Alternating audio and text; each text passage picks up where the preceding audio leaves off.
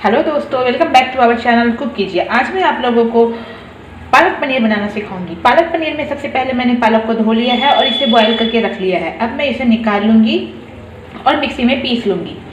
साथ ही साथ ये देखिए दोस्तों, मैंने पनीर रेडी कर लिया है। अब मैं मसाला तैयार कर रही हूँ। देखिए दोस्तों, मैं मसाला तैयार कर रही हूँ। सबसे पहले मैंने तेल गरम किया और इसमें मैंने जीरा का फोड़न डाला और इसके बाद मैंने इसमें अदरक, लहसुन और प्याज का पेस्ट डाला है और फिर इसमें मैंने हल्दी पाउडर, जीरा पाउडर, लहसुन पाउडर, धनिया पाउडर डाला है। साथ ही में गरम मसाला भी यूज़ करूँगी और मैंने हरी मिर्च और लाल मिर्च दोनों यूज़ किया है और नमक स्वादानुसार यूज़ किया है।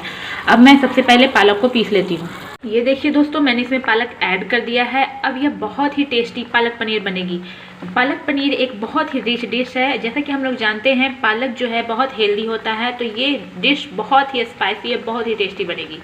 दोस्तों, हमारी पनीर बिल्कुल रेडी है। मैं इसमें घी और लहसुन का छोंक लगा दूंगी। मैंने पनीर सर्व कर लिया है। आप इस रेसिपी को ज़रूर ट्राई करें क्योंकि यह रेसिपी बहुत ही हेल्दी और बहुत ही टेस्टी है।